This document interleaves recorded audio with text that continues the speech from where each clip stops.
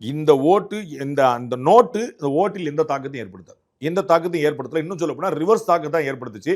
அது இதனாலயான்னு எனக்கு தெரியாது. நான் வந்து இந்த 1000 ரூபாய் கொடுத்ததுனால ரிவர்ஸ் வந்துச்சு நான் சொல்ல மாட்டேன். ஆனா 19, 21, 24 3 துறைத்தேர்தலில் அவருடைய கூட்டு வாக்கு குறைஞ்சிருக்கு.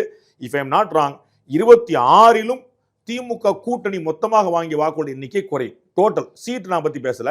19 வாங்கினோட 21 வாங்கினோட 24 வாங்கினோட 26 அவருடைய ஓட்டு எண்ணிக்கை இன் டோட்டல் குறையும் நான் நினைக்கிறேன். அது கிராஜுவலா குறைஞ்சிட்டே வருது. சீக்குவலா கன்சிக்யூட்டிவா 3 எலெக்ஷன்ல 4th எலெக்ஷன் அப்படிதான் போகும் நான் நினைக்கிறேன்.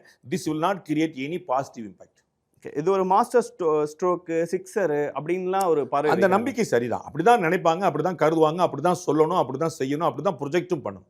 அப்படிலாம் இருக்காதுன்னு நினைக்கிறீங்களா? நான் முதலே சொல்லிட்டேன். எனக்கு வந்து இது வந்து ஒரு பெரிய தாக்கத்தை ஏற்படுத்தும்னு எனக்கு தோணல. ஏன்னா அது இதற்கு முன்னாடியே ஏற்படுத்தல. நீங்க 1000 ரூபீஸ் வந்து ஒரு பாசிட்டிவ் வேவ டே 1ல இருந்தே கிரியேட் பண்ணலங்க. இன்னைக்கு வந்து 1 கோடி 1000 ரூபாங்கிறது வேற சார். 5000 ரூபாய் ஒரு ஒரு ஒரு கூட்டு தொகையை ஒண்ணா பார்க்கும்போது வர உணர்வு. அது ஏன் காசா உங்க காசாங்கிற பொறுத்துங்க. மக்கள்கிட்ட பார்வை மாறிடுச்சிங்க. அதை நீங்க அதுதான் நான் உங்களுக்கு விஜயகாந்த் மேற்கோள் காட்டி சொன்னேன். நான் வந்து உங்களுக்கு 1000 ரூபாய் உங்களுக்கு நான் வந்து 1 லட்ச ரூபாய் கொடுக்குறேங்க. புரியுங்களா? அது நீங்க கொண்டாடுவீங்களான்னு கேட்டா ஏன்ட்ட இருந்து வாங்கின காசுங்க நீங்க நினைக்கிறீங்க. அது கொண்டாட மாட்டீங்க. ஒழுங்கா கொடுத்துருக்கான்னு நினைப்பீங்க. அது வந்து உங்களுக்கு கிரெடிபிலிட்டி தான் வந்து நிற்கும், கிரெடிட் வந்து நிற்காது. அதுதான் நான் சொல்ல வரேன்.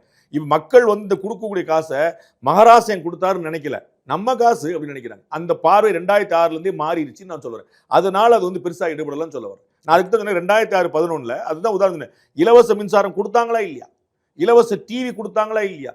விலை இல்லாம அந்த லேண்ட் கொடுத்தாங்களா இல்லையா? எல்லாமே கொடுத்தாங்களே. 11ல ஏன் தோத்துன்னு கேட்கிறேன்.